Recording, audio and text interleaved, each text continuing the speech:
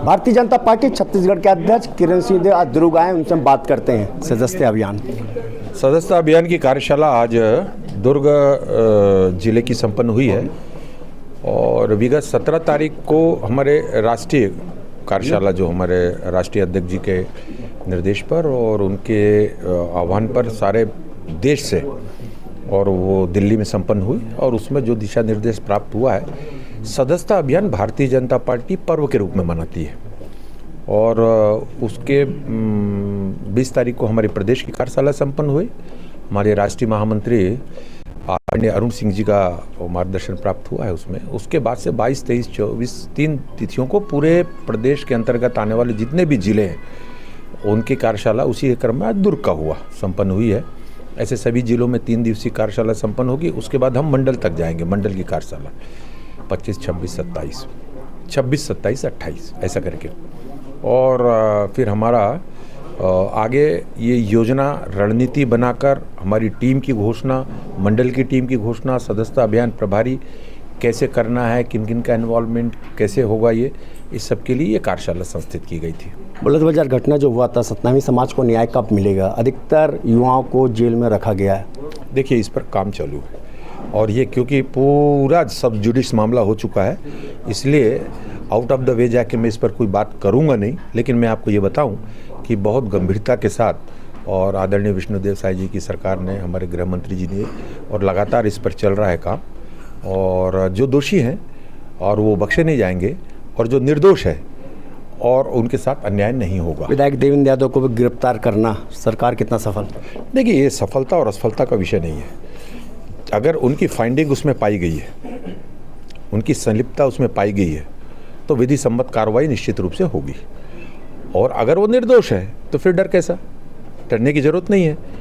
वैसे मेरा ये मानना है कि कई बार उनको बुलाया गया था कि आकर अपना बयान दें, अपनी बात रखें, तो बहुत सारी चीज़ें उनकी तरफ से भी स्पष्ट होती, लेकिन something is wrong in it, कुछ तो गड़बड़ है जिसके कारण वो फिर बयान देने भी नहीं गए। और उसके बाद का ये पॉलिटिकल जो माइलेज और ड्रामा है, मुझे नहीं लगता। मुझे लगता है कि इसका सामना करना चाहिए। अगर आप निर्दोष हैं तो कोई दिक्कत ही नहीं है, लेकिन अगर आप उसमें संलिप्त हैं, उसमें फाइंडिंग अगर आपकी पाई जाती है, तो निश्चित रूप से विधि सम्मत कार्रवाई उसमें। छत्तीसगढ़ कांग्रेस ने आज ईडी कार्यालय का रायपुर का घेराव किया। पूर्व मुख्यमंत्री भूपेश बघेल ने कहा कि ईडी सीबीआई का सहारा ले रही केंद्र सरकार भाजपा ने लीड की हड्डी की तरह विपक्ष को तंग करने का काम कर रही है। नहीं, ये देखिए, आज़ादी के बाद से ज़्यादातर समय 6 दशक तक की कांग्रेस की सरकार केंद्र में भी रही है, हमारे छत्तीसगढ़ अविभाजित मध्य प्रदेश में भी रही है और आप उसके तय कर लीजिए पैमाने भ्रष्टाचार अत्याचार के। और एक अनुपम उदाहरण उन्होंने पेश किया है पूरे विश्व में, जब जहाँ सरकारों में रहे हैं। तो ये कोई बात हुई?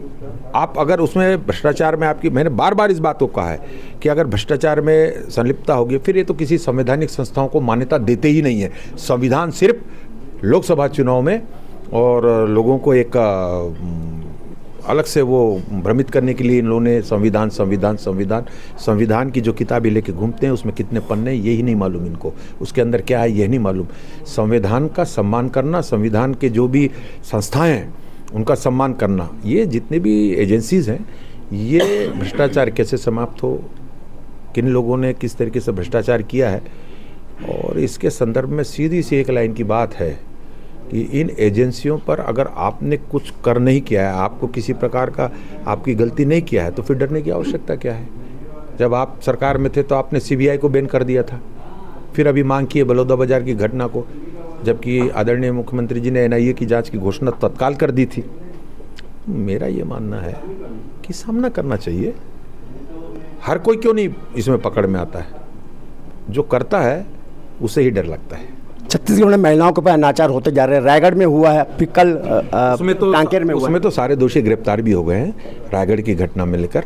दूसरी चीज़ क्या है, देखिए मैं आपको बताऊं, अभी इस कार्यकाल में अगर रायगढ़ की एक घटना हुई, वो दुर्भाग्यजनक है। कांकेर में भी हुई है। नहीं, वो भी दुर्भाग्यजनक, मैं ये नहीं बोल रहा हूँ, लेकिन मेरा इसमें ये मानना है कि इन घटनाओं को तुरंत ही इस पर और सभी प्रकार से कार्रवाई सुनिश्चित करने की दिशा में सरकार आगे बढ़ रही है तत्परता के साथ। घटनाओं को तो देखिए कि पिछले 5 साल में तो घटनाक्रम के अनुसार ही प्रदेश चला।